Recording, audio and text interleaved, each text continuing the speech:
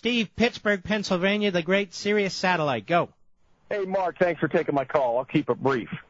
But I find it, well, as usual, hypocritical of these guys. Obama sounds like a broken record with the Wall Street made risky loans and risky business decisions and risky practices that resulted in this crisis. And I feel like yelling at the guy and him and Dodd, what risky practices are they engaging in that have resulted in $14 trillion in debt and $100 trillion in unfunded liabilities? I mean, who's going to hold them accountable? Who's going to reform their And you're exactly right. And who runs Fannie Mae and Freddie Mac? Yeah. But who runs the Federal Reserve, basically? And I went through this at great length yesterday. Who is responsible for what's been going on in this country in terms of, I've said it many times and it's worth repeating. The great Milton Friedman, the great late Milton Friedman said most of the problems we have in this country are a result of government. And he's exactly right. Government acting outside its constitutional limits. That's it. If the government had not pushed banks to make bad loans, we wouldn't have this housing crisis. If the Federal Reserve hadn't dropped interest rates to almost zero, then jacked them up to about 5%, and then dropped them again, rather than worrying about the currency, but trying to manipulate the housing market, we wouldn't have these problems. If these politicians and policymakers in Washington weren't interfering with the free market would be working very well. And yet when Obama keeps talking about, we can't have an unfettered market system and so forth, and I talked about this, what he's calling for basically is unfettered government. And this is the consequence of it.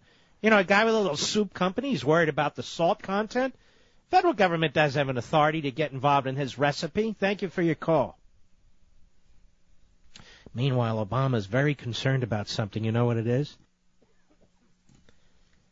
That Mitch McConnell and John Cornyn may have met in secret with Wall Street types. Now, it doesn't offend Obama that his White House has approved and his Attorney General has appointed lawyers who defended al-Qaeda terrorists. No.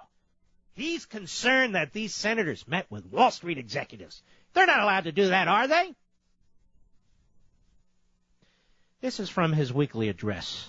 Cut 4, go.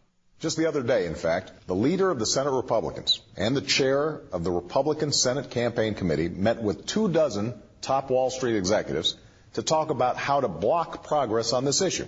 Lo and behold, when he returned to Washington, the Senate Republican leader came out against common sense reforms that we've proposed. In doing so, he made the cynical and deceptive assertion that reform would somehow enable future bailouts, when he knows that it would do exactly the opposite. Pretty nasty stuff from our president. Very Alinsky. Very Marxist. Who did you associate with? Who were you meeting with? Was the door closed? Oh, a secret meeting. Did they tell you what to do? Do they control you? It just might be, ladies and gentlemen, that McConnell and Cornyn believe in a free market. That they believe that the bill being pushed by this president, like so much of what he pushes, is destructive of our economic system and job creation and the production of wealth. That could be, Now, why is it okay that the SEIU boss, that thug, is over at the White House 4, 5, or 6 dozen times? Or Al Sharpton's over at the White House repeatedly. But these Americans, McConnell and Cornyn, met with them. So now Obama is telling us certain citizens are persona non grata. Not because they've necessarily done anything wrong, but because who they are. If you run a bank or an investment firm and it's on Wall Street, we can't meet with you. If you run an insurance company, we can't meet with you. Oil company? No. The head of La Raza? Of course. The head of the SEIU? Most certainly. All the other left-wing groups, the head of the trial lawyers, criminal defense bar? Yes, by all means, let's meet. AARP? Sure. ACLU? Yes. Lawyers for terrorists? We'll hire them. But please, none of these Wall Street executives or insurance executives or anybody else we demonize or target, even though they gave us a boatload of money so I could become president and Harry Reid majority leader and Pelosi speaker. That was then. This is now. This was now. Now, Obama said it again. He thinks this is a hot campaign issue. This Alinsky Marxist propaganda. We pulled this from the Boxer fundraiser on Monday. Cut 5. Go. The Senate Republican leader, he paid a visit to Wall Street a week or two ago. He took along the chairman of their campaign committee. He met with some of the movers and shakers up there. I don't know exactly what was discussed. All I can tell you is when he came back, he promptly announced he would oppose the financial regulatory reform. He would oppose it. Shocking. And once again, he's threatening to tie up the Senate with a filibuster to try to block progress. It's always progress when this president is trying to destroy our system. Have you noticed that? That's progress. Really? For whom? Mr. Producer, I want you to put a call into Senator Chuck Schumer's office, the senior senator from New York. I want you to try and get a hold of one of his people and tell them that I want to know if he's ever met with any Wall Street executives. Would you do that for me? Schumer not only meets with them, he shakes them down for big bucks. Now, Obama won't give his money back. Durbin won't give the money back. Reid won't give the money back. The DNC won't give the money back. None of them will give it back. They control Washington, and they've received the bulk of the money from Wall Street. And they meet with these executives all the time. What did you say? Oh. Keep trying, okay? My guess is they've closed for an early day. They work so hard over there, Schumer does.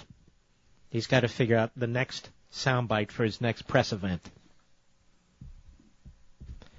But while we're on this subject, I would like to know how often Chris Van Hollen, the head of the House Democrat Campaign Committee, has met with or talked to Wall Street executives. The same with the idiot Menendez from New Jersey, who's running the Senate Democrat campaign effort. Yes, we want full disclosure, ladies and gentlemen. Since you're not allowed to meet with these people, they have a scarlet letter put on their foreheads by the President of the United States. You know, the uniter, not the divider?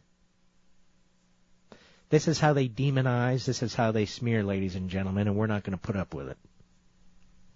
I don't know who runs Wall Street. I don't know who these people are. I don't know if I like them or I don't like them. It depends on who they are and what they're doing. But I do know I do not like my government and the head of this government demonizing everybody, tearing everybody down, when he comes to office, having built nothing, having created nothing, with a far-left alien ideology that is destructive of this society. He doesn't get to tell us who's good and who's bad. He doesn't get to tell us who should be met with and who shouldn't be met with.